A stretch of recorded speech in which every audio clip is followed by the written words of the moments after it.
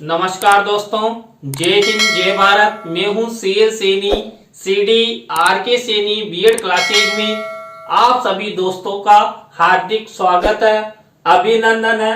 दोस्तों, हमें हमारे चैनल के माध्यम से आप सभी के लिए पाठ योजना निर्माण कार्यक्रम चला रहे हैं, जिसके अंतर्गत हम आपको आपके सभी शिक्षण विषयों पर लेसन प्लान बनाना बता रहे हैं।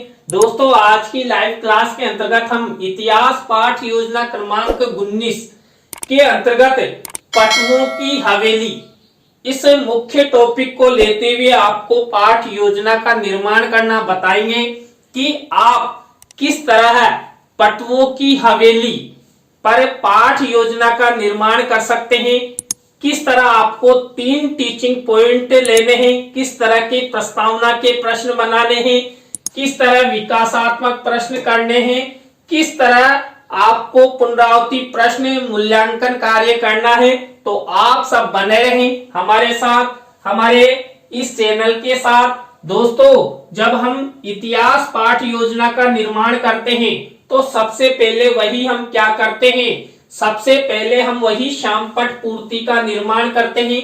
आपकी दैनिक पाठ योजना डायरी में ये श्यामपट्ट पूर्ति ऊपर ही लिखी रहती है, जिसके अंतर्गत हम विद्यालय का नाम, कक्षा, दिनांक, विषय, कालांश, कालांश का समय और बीच सेंटर में हमारे प्रकरण का नाम लिखते हैं, प्रकरण को अंडरलाइन करते हैं और इन्वर्टेड कॉमास में बंद करते हैं। दोस्तों, श्यामपट्ट पूर्ति के बाद हम उद्देश्य, विशिष्टीकरण और अपेक्षित व्यवहारगत परिवर्तन का निर्माण करते हैं।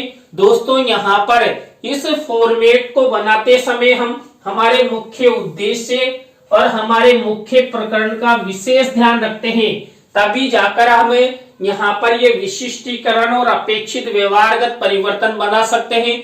दोस्तों, यहाँ पर जो इतिहास पाठ योजना में पहला उद्देश्य लिया जाता है ज्ञान। अब ये ज्ञान से रिलेटेड ये 1 से 2 विशिष्टीकरण और 2 से 3 अपेक्षित व्यवहारगत परिवर्तन आपको बनाना है।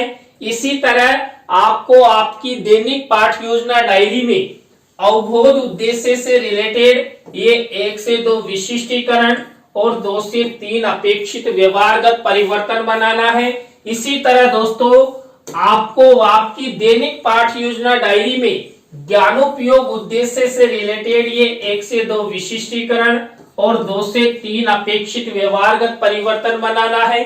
इसी तरह दोस्तों, आपको कौशल उद्देश्य से रिलेटेड ये 1 से 2 विशिष्टीकरण और 2 से 3 अपेक्षित व्यवहारगत परिवर्तन बनाना है। दोस्तों, आपको इसी तरह अभिरुचि उद्देश्य से रिलेटेड ये 1 से 2 विशिष्टीकरण और 2 से 3 अपेक्षित व्यवहारगत परिवर्तन बनाने हैं। दोस्तों, इसी तरह आपको आपकी दैनिक पाठ योजना डायरी में इसी फॉर्मेट के अनुसार अभिवृत्ति उद्देश्य से रिलेटेड ये 1 से 2 विशिष्टीकरण और 2 से 3 अपेक्षित व्यवहारगत परिवर्तन बनाना है। दोस्तों, ये उद्देश्य, विशिष्टीकरण और अपेक्षित व्यवहारगत परिवर्तन की प्रक्रिया के फॉर्मेट के बाद हम कक्षा शिक्षण सहायक सामग्री का कॉलम बनाते हैं। कक्षा शिक्षण सहायक सामग्री 2 प्रकार की होती है, सामान्य और विशिष्ट। दोस्तों, सामान्य शिक्षण सहायक सामग्री तो हमें मार्केट में रेडीमेड उपलब्ध हो जाती है, लेकिन जो विशिष्ट शिक्षण सहायक सामग्री होती है उसके अंतर्गत हम चार्ट, चित्र, मॉडल, प्रतिकृति आदि का निर्माण करते हैं। दोस्तों, यहाँ पर पटवों की हवेली इस पाठ पर हम यहाँ पर चार्ट और चित्र का प्रयोग करेंगे। और दोस्तों, आप पटवों की हवेली पर अच्छा मॉडल भी बना सकते हैं, क्योंकि यदि इस टॉपिक पर फाइनल लेसन देने जा रहे हैं तो आप मॉडल अच्छा बनाएं और जरूर बनाएं। इसके बाद देखिए, कक्षा शिक्षण सहायक सामग्री के कॉलम के बाद आपको पूर्व ज्ञान का कॉलम बनाना है। तो यहाँ पर पूर्व ज्ञान यानी कि संबंधित जो हमारा मुख्य प्रकरण है इससे संबंधित लिख दिया जाता है। पूर्व ज्ञान के बाद आपको जो आपका मुख्य शिक्षण बिंदु है यानी कि मुख्य प्रकरण, यानी कि यहाँ पर देखिए पटवों की हवेली हमारा मुख्य प्रकरण है, इससे संबंधित हम जितने टीचिंग पॉइंट लेकर यहाँ पर लेसन प्लान निर्मित करते हैं वो लिख दिए जाते हैं। तो यहाँ पर हम 3 टीचिंग पॉइंट लेकर लेसन प्लान पाठ प्रस्तुतिकरण के अंतर्गत करेंगे। तो यहाँ पर पहला पॉइंट लिया हमने पटवों की हवेली का इतिहास, दूसरा टीचिंग पॉइंट लिया है पटवों की हवेली की वास्तुकला, और थर्ड नंबर का टीचिंग पॉइंट लिया है पटवों की हवेली की विशेषताएं। इस शिक्षण बिंदु वाले कॉलम के बाद आपको शिक्षण विधि प्रविधि का कॉलम भी बना देना है। दोस्तों यहाँ पर इतिहास क्या, जब हम लेसन प्लान बनाते हैं या कक्षा कक्ष में प्रस्तुतिकरण करते हैं तो सबसे ज्यादा प्रश्नोत्तर विधि और व्याख्यान विधि का प्रयोग किया जाता है। तो दोस्तों आपको यहाँ तक की प्रक्रिया, यहाँ तक का फॉर्मेट अच्छे से निर्मित करना है जिससे आपका लेसन प्लान अच्छा बने।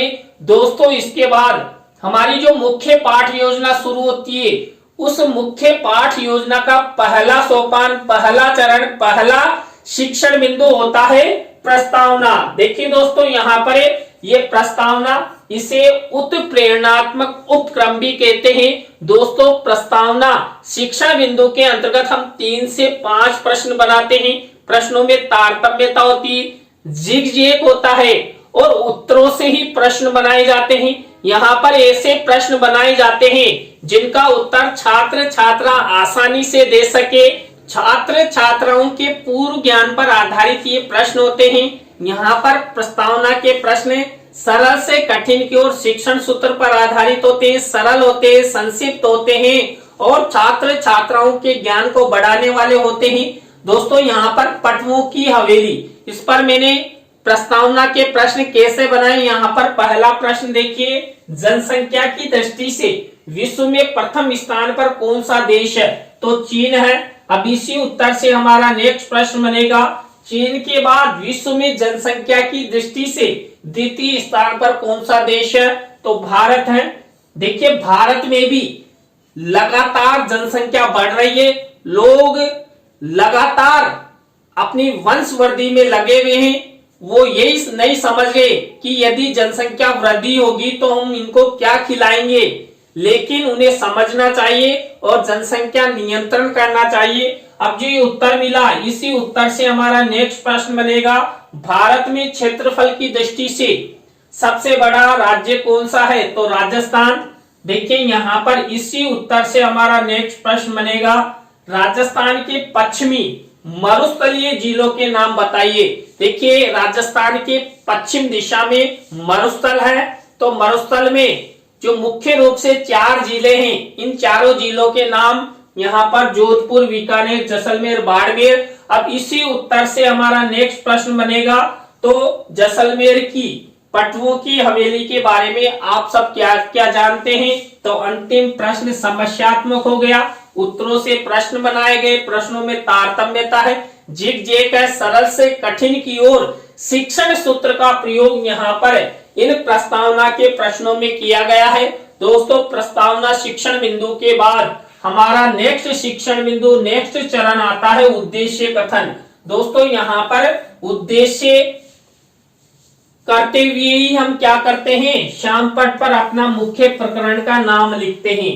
तो दोस्तों यहाँ पर हम हमारे मुख्य प्रकरण से रिलेटेड उद्देश्य कथन करते हैं। तो यहाँ पर उद्देश्य कथन किया गया है, बच्चों आज हम सब पटवों की हवेली से संबंधित पटवों की हवेली का इतिहास, उसकी वास्तुकला एवं विशेषताओं के बारे में विस्तार पूर्वक अध्ययन करेंगे।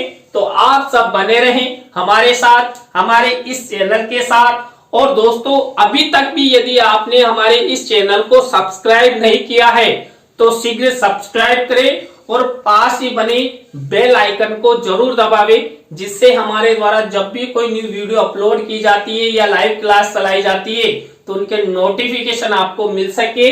दोस्तों यहाँ पर उद्देश्य कथन में यदि आप चित्र दिखाना चाहते हैं तो आप चित्र दिखा सकते हैं, लेकिन आपको यहाँ पर एक विशेष कार्य करना होगा। आपके इस फॉर्मेट में आपको जो आपका शिक्षण सहायक सामग्री का कॉलम है, इस पर आपको चित्र मिनीचर के रूप में लगाना होगा। तो इस तरह आपको ये प्रस्तावना उद्देश्य कथन की स्टेप अपनानी है। जितना अच्छा आप प्रस्तावना और उद्देश्य कथन करते हैं उतना ही आपका पाठ का जो उद्देश्य है वो भी सफल होता है। छात्र छात्रा आपके पाठ के प्रति रुचि लेंगे, सक्रिय होंगे। इसके बाद हमारी 3rd नंबर की स्टेप आती है पाठ प्रस्तुतिकरण, लेसन प्रेजेंटेशन। तो दोस्तों इस पाठ प्रस्तुतिकरण के अंतर्गत जो हमने आपको शुरू में 3 टीचिंग पॉइंट बताए थे उन पर हम लेसन प्लान बनाना शुरू करते हैं। तो यहाँ पर हमारा पहला टीचिंग पॉइंट है पटवों की हवेली का इतिहास। अब यहाँ पर पटवों की हवेली का इतिहास, इस टीचिंग पॉइंट से रिलेटेड हम विकासात्मक प्रश्न उत्तर करेंगे। तो यहाँ पर ये 3 विकासात्मक प्रश्न उत्तर आपको बनाने हैं। इसके बाद आपको इसी टीचिंग पॉइंट से रिलेटेड छात्र अध्यापिका कथन करना है। अब इसी छात्र अध्यापिका कथन से रिलेटेड कोई मुख्य शब्द है, सेंटेंस है या परिभाषा है जिसको आप छात्र छात्राओं को शामपट की सहायता से समझाना चाहते हैं, तो ऐसे शब्दों, सेंटेंसों या परिभाषाओं को हम हमारे शामपट कार्य वाले कॉलम में ब्लैक शीट का निर्माण करते हैं और सिल्वर कलर के पेन से लिख देते हैं। इसी छात्र अध्यापिका कथन से रिलेटेड हम शिक्षण सहायक सामग्री के कॉलम में चित्र मिनीचर के रूप में लगाते हैं। तो दोस्तों ये छात्र अध्यापिका कथन से रिलेटेड हमारी प्रक्रिया हुई। अब इसी टीचिंग पॉइंट से रिलेटेड हम क्या करेंगे, इस छात्र अध्यापिका कथन में से बोध प्रश्न बनाएंगे। तो दोस्तों ये बोध प्रश्न उत्तर हम 3 से 5 बोध प्रश्न उत्तर बनाते हैं। जितनी विषय वस्तु यहाँ पर छात्र अध्यापिका कथन में ली जाती है उसी के हिसाब से प्रश्न बना दिए जाते हैं। तो मेरे द्वारा ये 4 बनाए, न्यूनतम आपको 3 बोध प्रश्न बनाने हैं।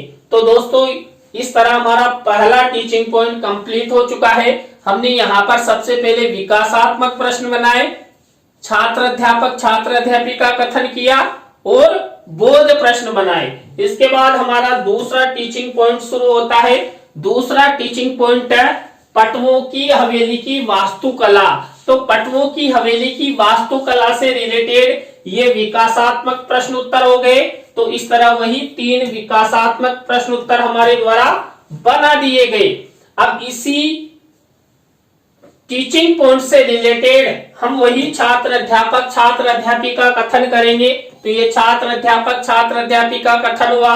अब इसी छात्र अध्यापिका कथन से रिलेटेड जो शब्द, सेंटेंस हम छात्र छात्राओं को शामपट की सहायता से समझाना चाहते हैं उनको हम शामपट कार्य वाले कॉलम में ब्लैक शीट का निर्माण करें और सिल्वर कलर के पेन से लिख देते हैं।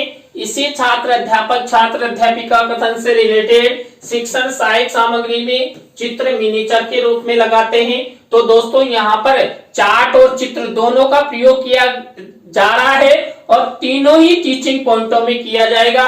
अब इसी पटवों की हवेली की वास्तुकला से रिलेटेड ही हम क्या करेंगे, बोध प्रश्न उत्तर बनाएंगे।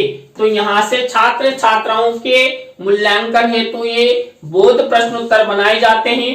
दोस्तों इस तरह हमारे 2 टीचिंग पॉइंट कंप्लीट हो चुके हैं।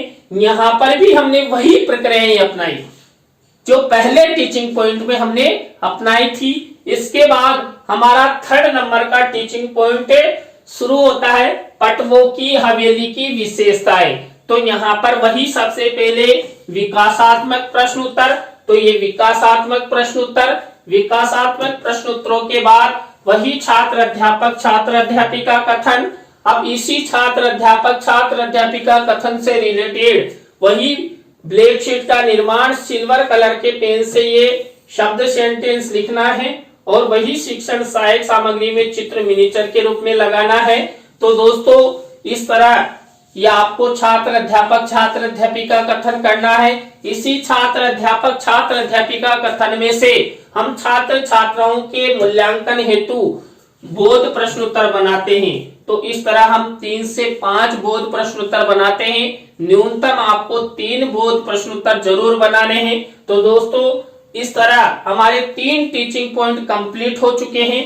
इस तरह आपको इस प्रक्रिया का, इस फॉर्मेट का यूज करते हुए आपको पटवों की हवेली पर लेसन प्लान बनाना है। इसके बाद हमारी नेक्स्ट स्टेप आती है पुनरावृत्ति प्रश्नों की।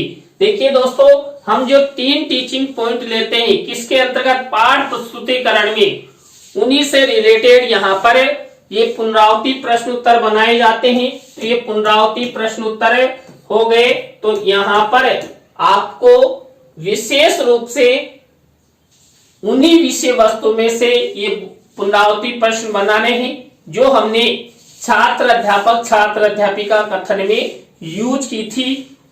इसके बाद देखिए हमारा नेक्स्ट सोपान होता है मूल्यांकन प्रश्नों का। दोस्तों यहाँ पर मूल्यांकन प्रश्नों के सोपान में हम 3 तरह के प्रश्न बनाते हैं। वस्तुनिष्ठ प्रश्न, रिक्त स्थानों वाले, सत्य असत्य वाले, लघुत्रात्मक अति लघुत्रात्मक वाले। हम यहाँ पर क्या करते हैं, जो आपकी दैनिक पाठ योजना डायरी होती है उसमें वही हम ब्लैक शीट का निर्माण और सिल्वर कलर के पेन से ये प्रश्न लिख देते हैं। तो इस तरह आपको पटवों की हवेली से रिलेटेड ये मूल्यांकन प्रश्न बनाने हैं। इसके बाद हमारी नेक्स्ट स्टेप आती है गृह कार्य की। दोस्तों गृह कार्य के अंतर्गत हम वही छात्र छात्राओं के लेखन कौशल के विकास हेतु शामपट कार्य वाले कॉलम में वही ब्लैक शीट का निर्माण करते हैं और होमवर्क का क्वेश्चंस दे देते हैं।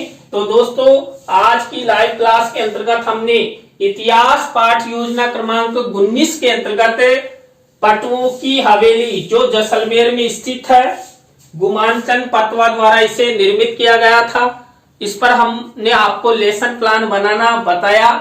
आज की लेसन प्लान की लाइव क्लास आपको कैसी लगी कमेंट्स में हमें जरूर बताएं।